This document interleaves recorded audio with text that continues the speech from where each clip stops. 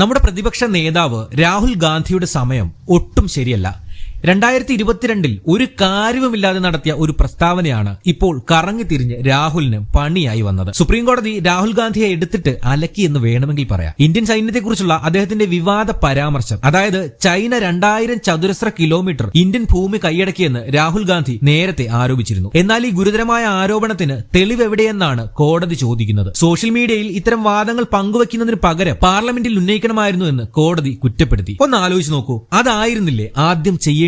അല്ലാതെ ചൈനീസ് സൈനികർ ഇന്ത്യൻ ജവാന്മാരെ തല്ലുന്നു എന്നൊക്കെ പറഞ്ഞാൽ അത് നമ്മുടെ സൈന്യത്തിന്റെ മനോവീര്യം തകർക്കുന്നതും അതുപോലെ തന്നെ അവരെ അപമാനിക്കുന്നതിനും തുല്യമല്ലേ? ഇതൊക്കെയാണ് അപകീർത്തി കേസിന് വഴിവെച്ചത്. കാര്യങ്ങൾ ഇങ്ങനെയൊക്കെയാണെങ്കിലും രാഹുലിനെ വിമർശിച്ച സുപ്രീം കോടതി അദ്ദേഹത്തിനെതിരായ അപകീർത്തി കേസ് തൽക്കാലം സ്റ്റേ ചെയ്തിട്ടുണ്ട്. പ്രതിപക്ഷ നേതാവ് എന്ന നിലയിൽ കൂടുതൽ ഉത്തരവാദിത്തത്തോടെ സംസാരിക്കണമെന്നാണ് കോടതി അദ്ദേഹത്തിന് മുന്നറിയിപ്പ് നൽകിയത്. മുമ്പ് ഈ കേസ് രാഷ്ട്രീയ പ്രേരിതമാണെന്ന് വാദിച്ച് രാഹുൽ അലഹബാദ് ഹൈക്കോടതിയെ സമീപിച്ചിരുന്നു. പക്ഷെ അവിടെ ആ അവകാശവാദം തള്ളപ്പെട്ടു. ഈ സംഭവം പൊതുപ്രവർത്തകർക്ക് ഒരു പാഠമാണ്. സുപ്രീം കോടതിയുടെ പരാമർശങ്ങൾ പൊതുവേദിയിലെ വാക്കുകൾ എത്രത്തോളം സൂക്ഷിച്ചുപയോഗിക്കേണ്ടതാണെന്ന് ഓർമ്മിപ്പിക്കുന്നുണ്ട്. നേതാക്കളുടെ പ്രസ്താവനകൾ ജനങ്ങളെ എങ്ങനെ ബാധിക്കുമെന്ന് ഇത് ചിന്തിപ്പിക്കുന്നു. രാഷ്ട്രീയത്തിൽ വാക്കുകൾ ആയുധമാണ്. അത് ഉപയോഗിക്കുമ്പോൾ ജാഗ്രത വേണമെന്ന് കോടതി വ്യക്തമാക്കി. ചുരുക്കി പറഞ്ഞാൽ രാഷ്ട്രീയ പ്രവർത്തനം നടത്താൻ രാഹുലിന് ബഹുമാനപ്പെട്ട സുപ്രീം കോടതി വക ഒരു ക്ലാസ് കിട്ടിയെന്ന് ചുരുക്കം.